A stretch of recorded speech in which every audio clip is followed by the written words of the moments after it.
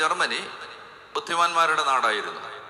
വലിയ ഉന്നതമായ ധിഷണാ നിലവാരം പുലർത്തിയ വ്യക്തികൾക്ക് ജന്മം കൊടുത്ത ഈ നാടിനെ ഹിറ്റ്ലർ എന്ന് പറയുന്ന ഒരാള് ഒരു നുണ പറഞ്ഞ് ആ ജനതയെ കശാപ്പുകാരന്മാരും കലാപകാരികളുമാക്കി മാറ്റി.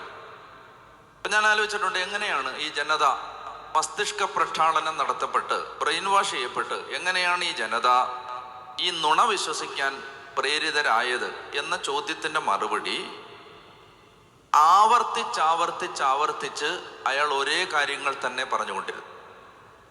ആവർത്തിച്ചാവർത്തിച്ച് പറഞ്ഞ ഒരേ കാര്യങ്ങൾ ഈ ജർമ്മനിയിലെ ജനതയുടെ ഉപബോധ മനസ്സിൻ്റെ തത്വങ്ങളായിട്ട് മാറി. ഏത് കാര്യം നിങ്ങൾ ആവർത്തിച്ച് പറഞ്ഞാലും അത് നാളെ നിങ്ങളുടെ കൺവിക്ഷനായിട്ട് മാറും. പറഞ്ഞേ ഹല്ലേലൂയ. മനസ്സിലാവുന്നുണ്ടോ? ആവർത്തിച്ച് പറയുന്ന കാര്യമാണ് നമ്മുടെ ബോധ്യങ്ങളായിട്ട് മാറുന്നത്.